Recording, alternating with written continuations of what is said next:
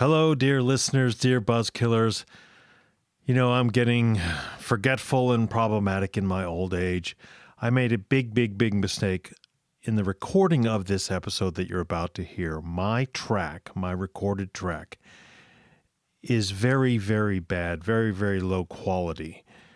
And we had to rely and use the Zoom recording of my voice, which is also very bad and low quality. So, to make a long story short, I'm not going to sound very good on this show. We thought about re-recording it, but in fact, the discussion with Dr. Gabor was so good that I was afraid that if I tried to re-record it, it wouldn't come out as well.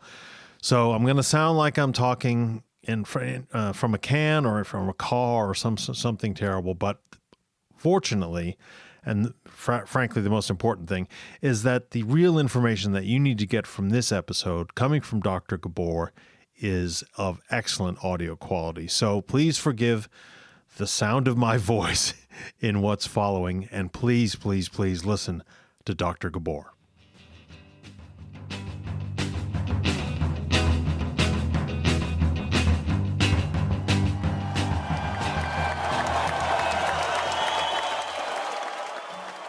Hello, Buzzkillers. It's me, the old professor here. And once again, we are in the United States, gripped in another series of horrific episodes of gun violence. And I could say this over and over again at almost any time of the year, in any year nowadays, because it doesn't matter when we release shows about guns in the United States. It always seems to be very topical, tragically very topical. We don't like to do it that way, but that's the country we live in. And, you know, we have talked about the NRA, the evolution of the NRA, the change in the NRA in 1977, guns in America. We've talked about the Second Amendment. We've talked about myths about that and myths about the militias in the Second Amendment. We've done lots of shows related to this, but we haven't busted myths about the contemporary gun culture in the United States. One of the reasons is because, of course, I'm a historian. I'm not a sociologist.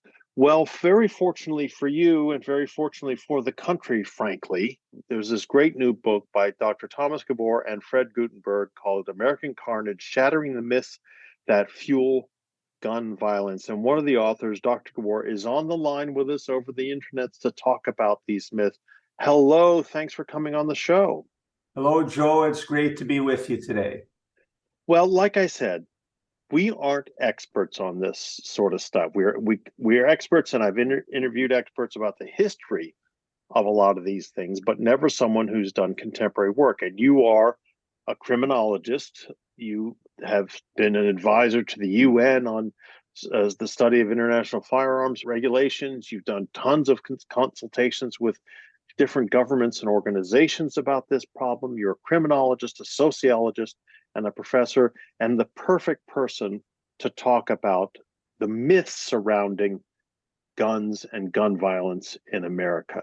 So, first of all, let me ask you, what you've written several books about gun violence and about crime in general, but what prompted you to really want to write this book now?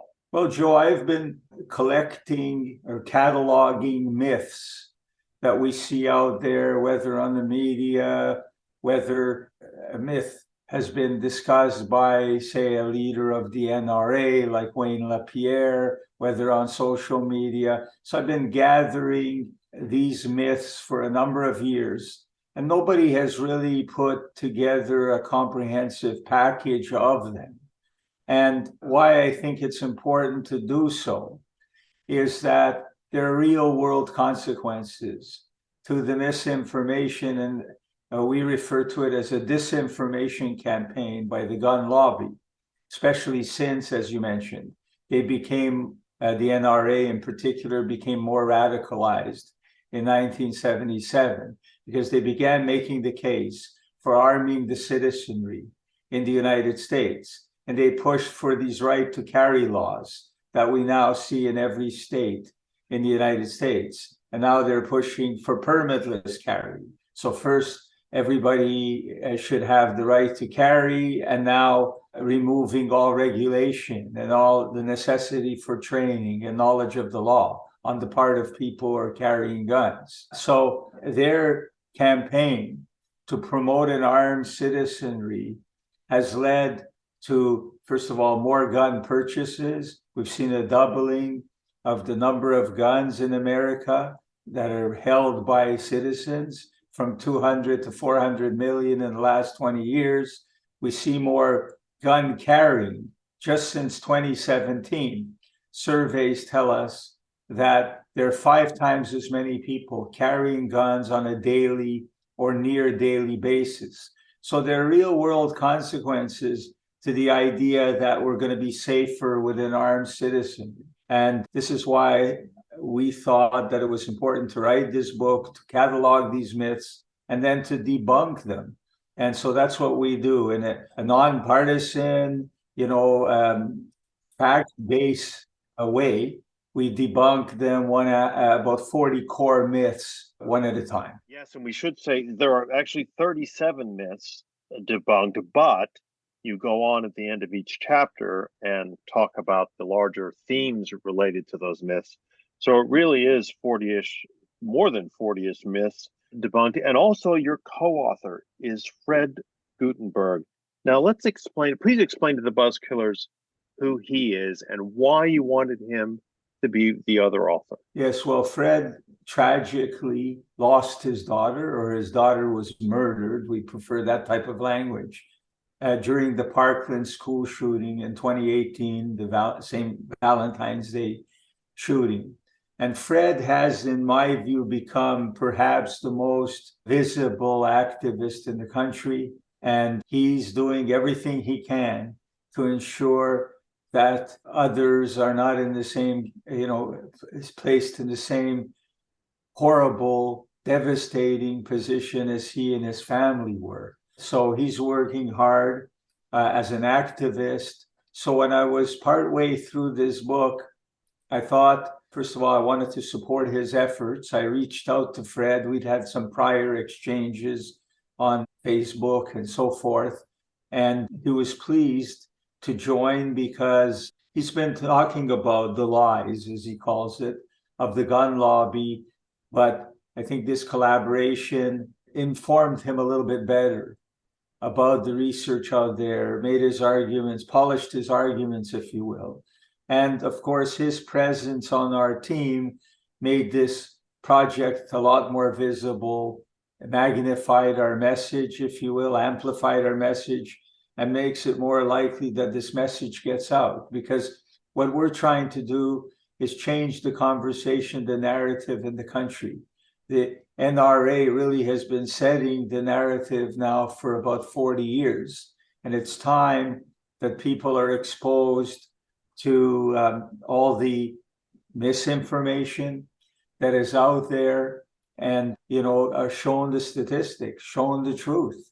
And it's not even close. When we look at, arming the public, and they contend that makes us safer. And we have a multitude of arguments that show that that's not the case. Well, that brings me to the first of the myths that I'd like us to talk about. We really can only talk about a handful of them on the show today, a handful of the 40. And that is, generally speaking, usually characterized as the only thing that can stop a bad guy with a gun is a good guy with a gun. And you destroyed that myth comprehensively. Well, yes, first of all, to set the context, after the Sandy Hook shooting, where 20 elementary school kids were murdered, as well as 6 school staff, the country was waiting to hear. The country was understandably outraged, disgusted, and every other term you could use when these young elementary school kids, first graders, were murdered. And we were waiting to see what the gun lobby's position would be on this, the NRA in particular. And we waited 5 days, and people thought maybe they'd come around, they'd soften their position a little, make some compromises. And in fact, they doubled down and came out with this slogan of, we need to arm citizens more. We need to arm teachers. That's what this slogan is all about, the good guy with the gun. It's also very cynical because it's saying, besides being offensive to people who've just seen their 6-year-olds murdered, saying that we need more guns. and it's cynical in the sense that there are many other things that are out there that have been shown to be effective in dealing with gun violence. So they doubled down on this strategy. And there are a multitude of problems with this slogan, including the fact of who is the good guy and who is the bad guy. In this country, we don't know. Why don't we know? Because we don't do a sufficient vetting of who gets a gun.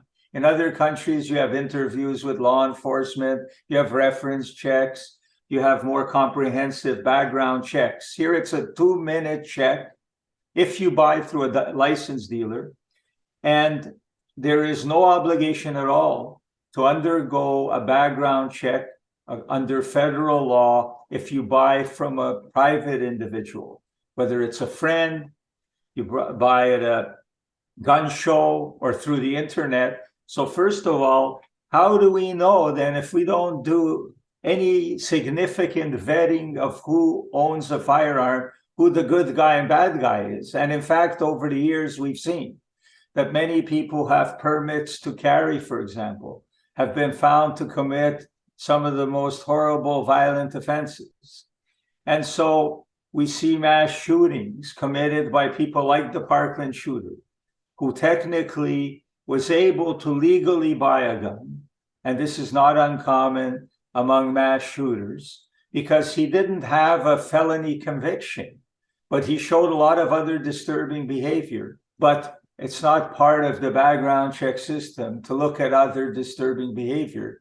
And many of the kids in school, his fellow students, nominated him as the most likely to be a school shooter. So he showed a lot of disturbing patterns and yet obtained the gun legally. The other assumption underlying that slogan is that the general citizen, the average citizen, is proficient at warding off a shooter, for example, or an aggressor. And in fact, one study by the FBI shows that in 160 active shooter incidents, only one was stopped by an armed citizen. More were stopped by unarmed citizens. So this whole notion that more guns equates to more defensive gun uses. Defensive gun uses are far outweighed in number by criminal or aggressive gun uses. So I'll give you one statistic, a very credible study done of guns kept in the home that ended up shooting someone. For every intruder that was shot in this very large study by a gun kept in the home, there are 22 cases of where the gun was used against a person in the home in an incident of domestic violence, in a suicide attempt, or some horrible accident. So guns are far more likely to be used in criminal ways, in self-destructive ways, than they are to be used for defensive purposes. So there's so many problems with that particular slogan. Yes, it seems to me that, this never happens. A good guy with a gun never stops a bad guy with a gun, maybe except in this one case you talk about, 1 out of 400 or something. We have mass shootings every week in this country. None of them are stopped by a good guy with a gun. And yet at the same time, we are awash with guns. We should be the safest, according to this argument, we should be the safest country in the world and have the fewest mass shootings because so many citizens are armed. Exactly. And so we're arming more citizens now. We have a larger inventory of guns than we had a number of years ago, and we're seeing more mass shootings. To your point, Joe, you're absolutely correct. We now have an average of almost 2 mass shootings a day in the United States. We had 17 over the July 4th weekend. So, As you say, this is always a timely topic, but certainly arming more citizens doesn't seem to be the path forward. And we also see that when we compare the United States with other countries. So you take the other extreme, Japan, where you have very low gun ownership, much less than 1% of the population. And that country of 125 million, so it has over a third of the population of the United States, had, I think, something like 9 gun deaths last year. 9. We had close to 50,000. Yeah. And then if you compare states, same thing, that as you increase the ownership level, gun ownership level, and as the laws in a state are weaker, those states tend to have higher rates of gun mortality. So there's just no basis to that idea that a nation awash in guns, as you say, increasing the number of guns in society or gun owners in society makes us safer. It's not the case. Right. And, I've often, I come originally from a hunting state, Pennsylvania, where there's a great deal of hunting, and no one in the gun control world wants to take away hunters' guns. So it's not universal. And none of these shootings are ever committed by hunters or gun owners like that. A hunter's rifle is not used to shoot up a school. So it just shocks me that people have, on the one hand, lumped all guns together as good, right? Doesn't matter what they are good. And that all gun owners, or a high percentage of gun owners are good, when clearly, apart from hunters and everything else, they're not. They're responsible for these horrific crimes. So this general myth of the more guns, the better has got to be one of the worst myths that you bust. Sure. And, another myth is that we're hopelessly broken. I'm glad you mentioned the responsible gun owner, because the vast majority of gun owners actually support, even NRA members, support some basic measures to prevent gun violence. The vast majority of owners support taking weapons of war out of the civilian population. So we're really on the same side. There's a lot of common ground between owners and non-owners, but there is a subgroup of owners. More appropriately, we talk very loosely about a gun culture in the United States, but really it's 6% of American adults own 2/3 of the guns in this country. That's shocking. That's absolutely shocking. There's an increasing concentration of gun ownership. And in fact, apart from a little spike during the pandemic, when we've seen people for the first time, more people owning guns who were not gun owners, there's been a long-term decline in gun ownership as a percentage of the population from the 70s, say, because of the decline of hunting, because of the end of the draft. Military draft and military service has introduced people to guns. Because of the growing urbanization of the population, we've actually had a tendency towards fewer gun owners. But the thing is, with regard, going back to that slogan, psychiatrists tell us we can't tell the difference. There's no one profile that will tell you in advance who that bad guy is, who that shooter is. The good guy today who owns a gun becomes the bad guy tomorrow. And we've seen more of that in these road rage incidents, which have really been increasing, where people pull a gun out and shoot somebody in another car. We've seen more incidents of people just getting into arguments in public and pulling out a gun. And we would have never been able to predict who's going to do that. And that's why even psychiatrists, some of them very prominent ones, are saying we have to deal with the means. You can't just look at profiles and the causes of these incidents. We have to look at the means that translates an argument. Humans have always had arguments. Humans have always had altercations. But when you allow gun carrying and gun ownership to be so unregulated, and virtually everybody's entitled to carry a gun, this is what the latest ruling of the Supreme Court, then you get an escalation sometimes of an argument, something that would be two people yelling at each other or maybe fisticuffs. And now we're seeing people pulling out guns and killing each other in a spontaneous incident, something we would have never predicted. Just ordinary people, maybe sometimes high-strung individuals, but still people who, if they didn't have the means with them, this incident wouldn't become a homicide. We're seeing a lot of that today. Well, Dr. Gabor, this leads me to what you have as myth 27 in your book. People can be killed with anything: knives, baseball bats, frozen hams, even. When these arguments break out, all sorts of things can be used as weapons.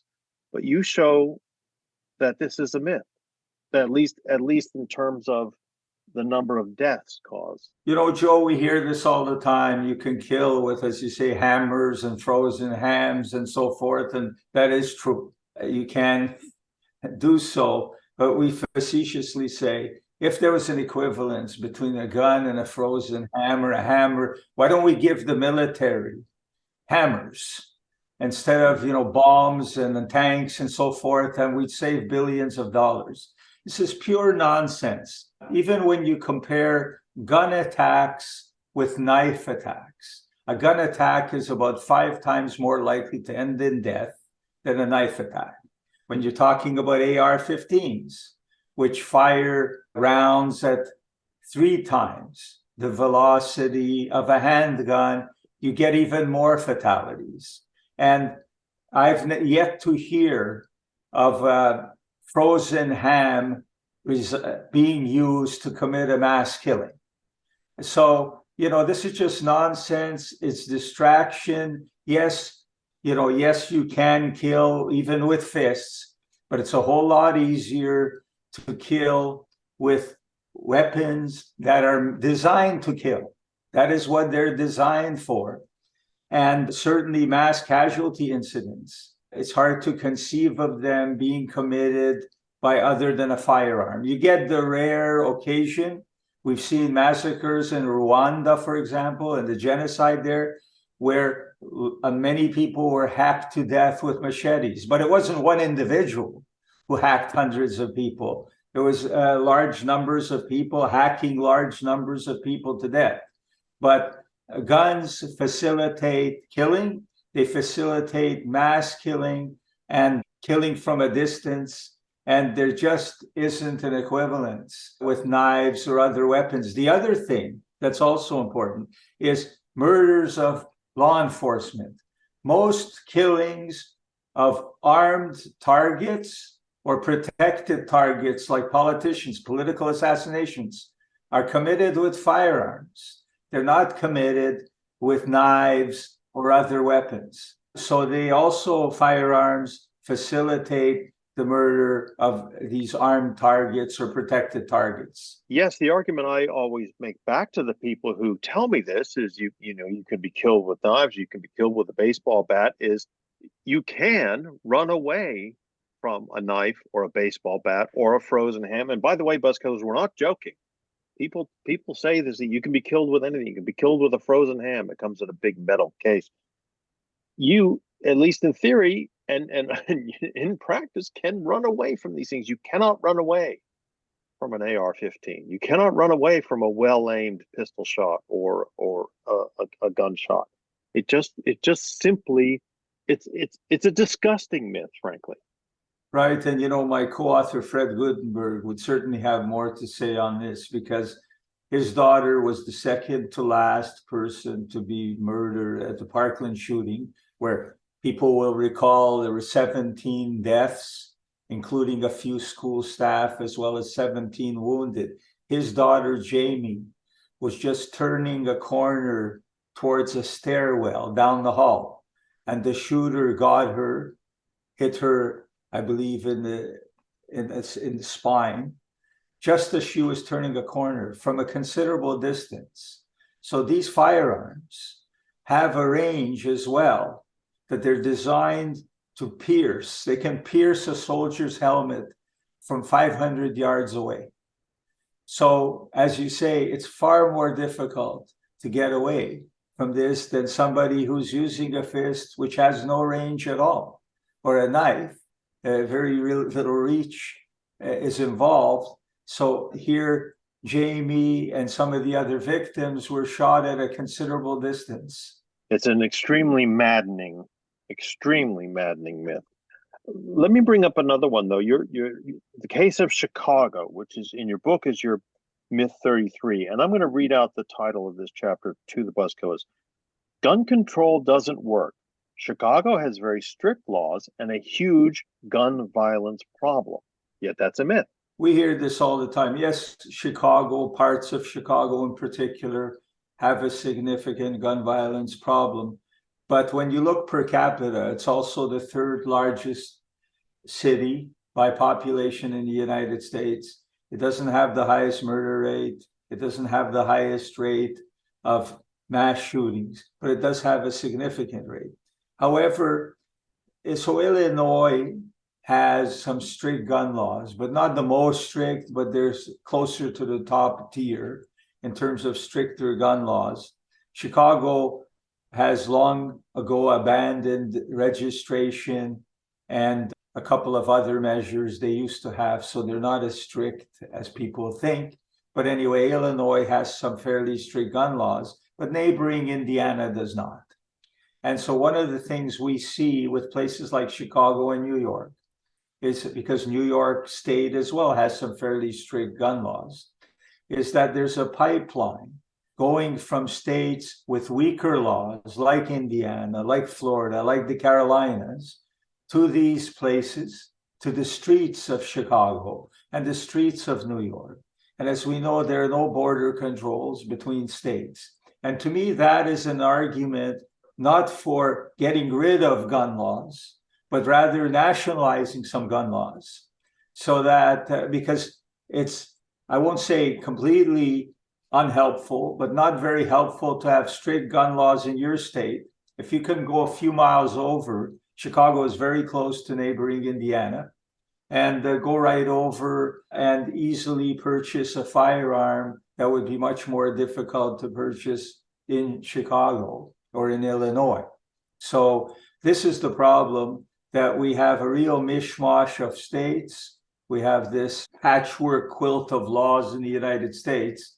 And unfortunately, in some regards, there are a good number of states that are weakening their laws, especially with regard to carrying guns. We now have 26 states, 26 being Florida, where I live, that now have permitless carry.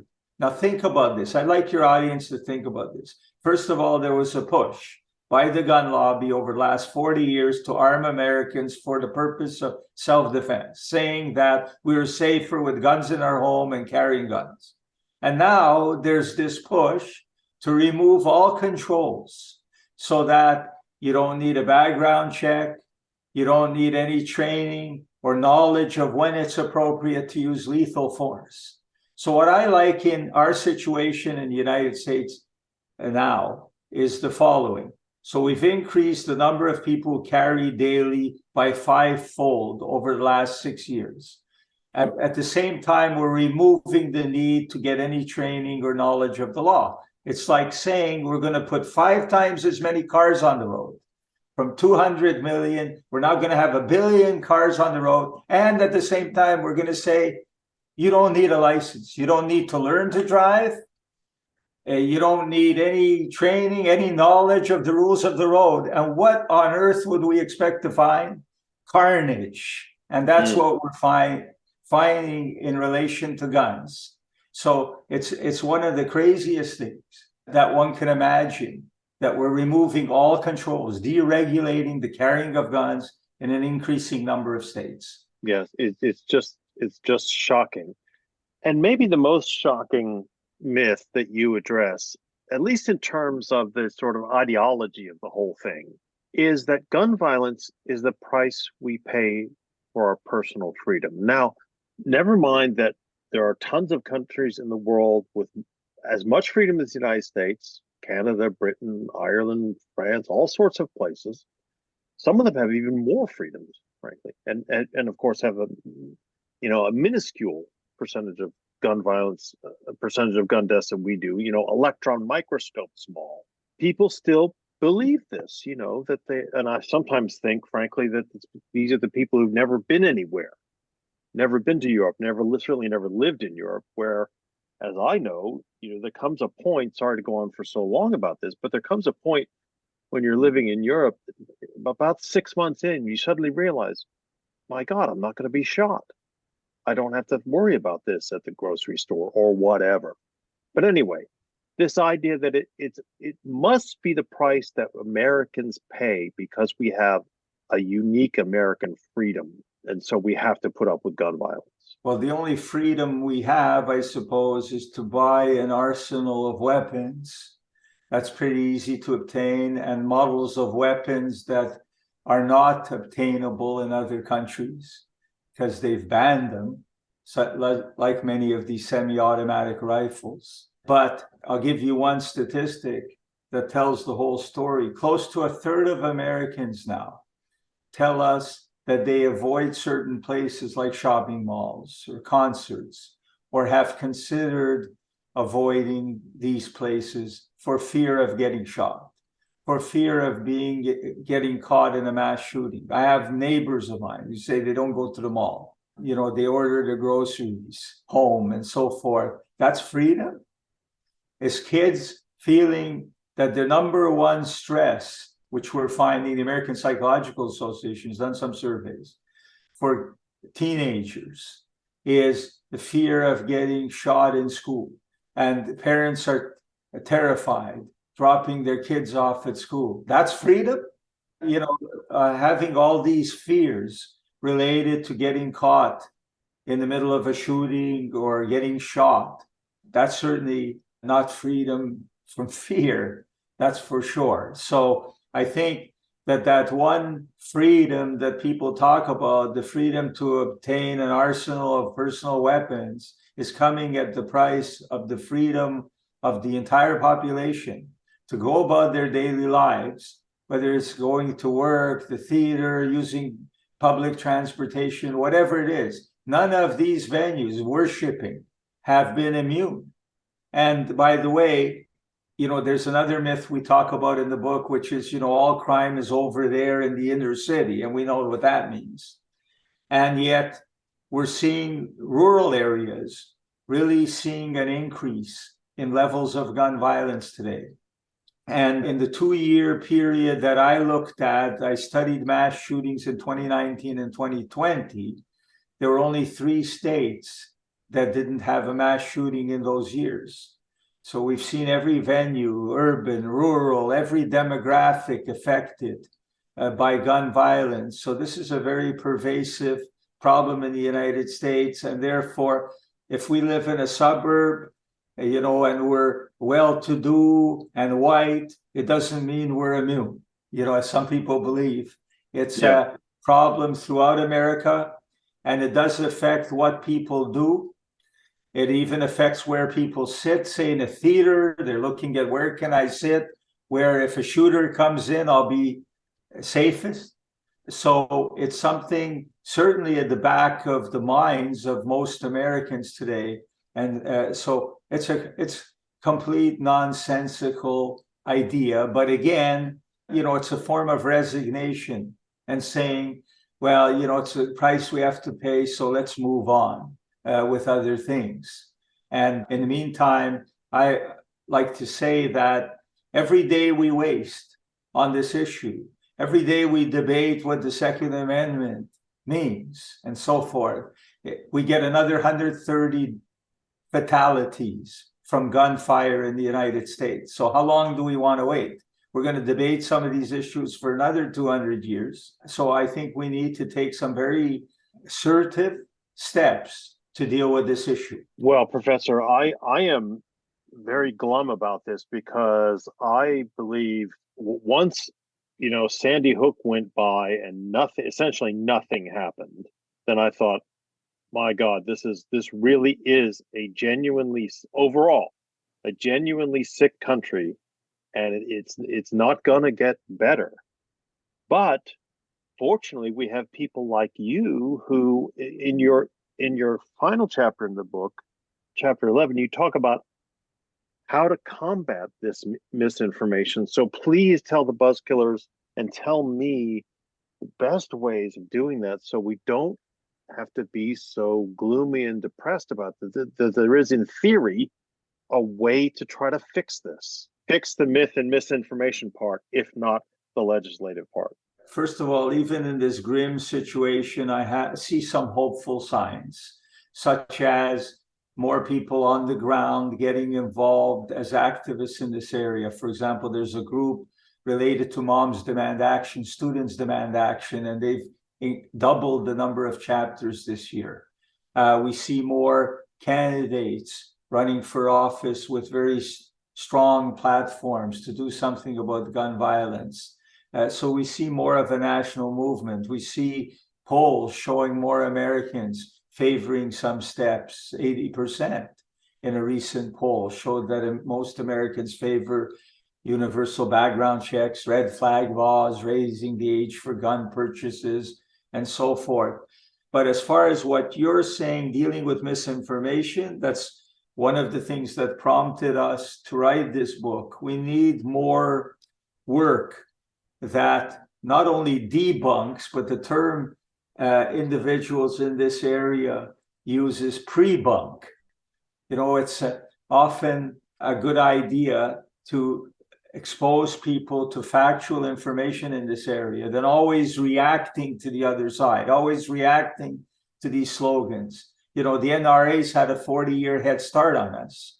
So yeah, it's good to have publications, and we're starting to see more newsletters discussing research in this area.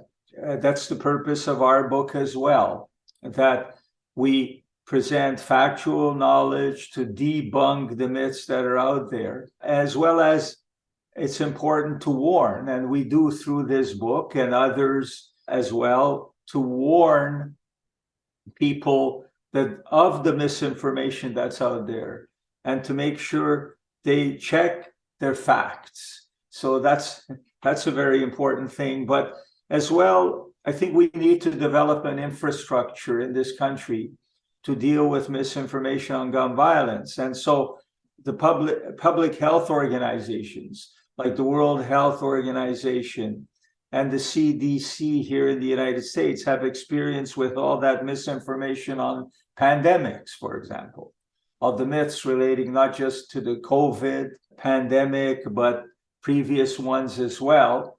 So I think we need leadership by public health organizations. We need partnerships with social media. And some of them are doing certain things. For example, if they see what's clearly a falsehood in a post, they will have an asterisk and place a message there warning their members that, that this may be misinformation or this position has been debunked. So I think we need these partnerships with media, with social media, involving subject matter experts, as well as we need technology experts, because there's so much misinformation out there. You can't just manually flag it. You need these automated tools to be able to flag the mountains of misinformation that are out there. So really, we lay out, it's really a preliminary approach to dealing with misinformation in this area that also would apply to other areas as well.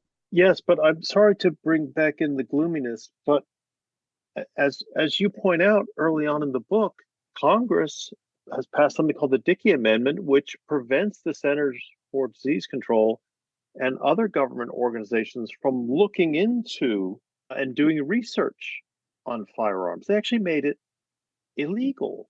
And so it's as if the gun lobby has a direct line to our legislators who are acting as robots and then make this stuff impossible. Make it impossible for certain organizations to do the research that's so desperately needed. Yeah, well, this now has been overturned by executive action.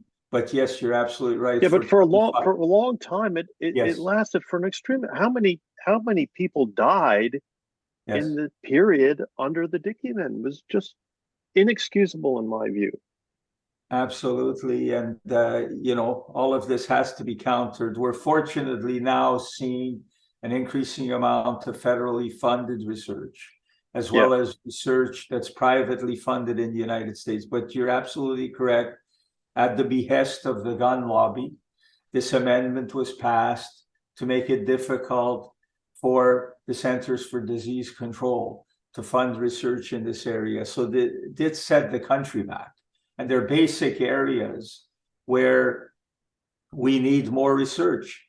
For example, we don't even have a close handle on how many guns there are out there. These are estimates obtained through surveys. However, in the United States, unlike other countries, you can't maintain a registry, an automated registry of firearms. It's against federal law. So we have to rely on surveys. And the gun industry itself is very opaque. They release very little information on guns manufactured and sold and that type of thing. So yeah, there's still many impediments to doing research, but executive actions in recent years have made it somewhat easier. And there's more private money as well supporting doing research in this area. I myself have been doing independently funded research over the last 6 or 7 years. But of course, that's not realistic. Not many people are in a position to do that. Right. And I just fear that until something, I don't know, more substantial happens, that it's got to the point where people are so brainwashed that it's almost impossible to elect rational people to Congress from certain congressional districts. Yeah. Well, I think what's important, Joe, is that this minority who stand in the way of Americans, who stand in the way of change in this area, have been more politically active. They tend to be single issue voters. They provide more funds to political campaigns. They contact their members of Congress more frequently and so forth.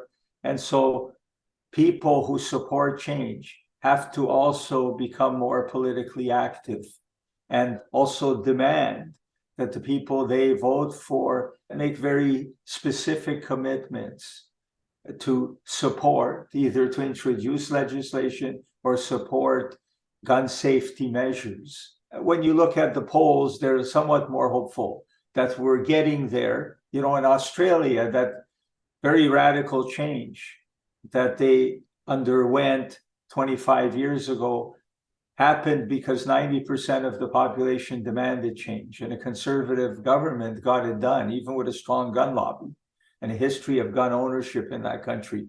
We're around 80% now, according to recent polls. So we're getting closer, because not only are we continuing to see this relentless parade of mass shootings, but we've seen some of these incidents that resonate with the public, where somebody knocks on the wrong door, turns into the wrong driveway, gets into the wrong car, and gets shot.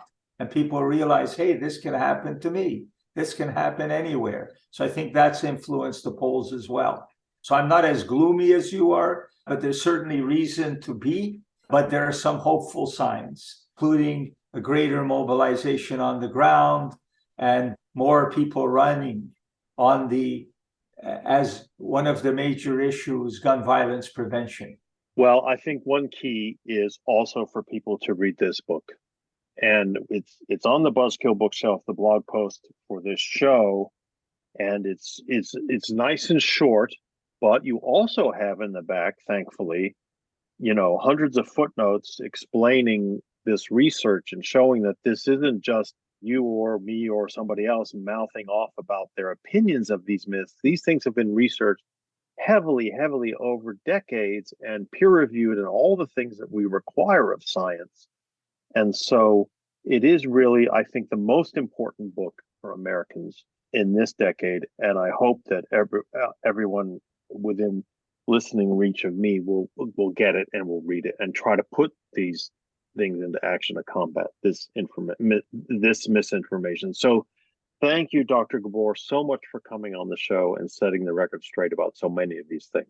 My pleasure, Joe. It's been great being with you. Thank you for the kind words. And Buzzkillers, please again get the book, and please again spread the word about what's in the book. And we will talk to all of you out there next week.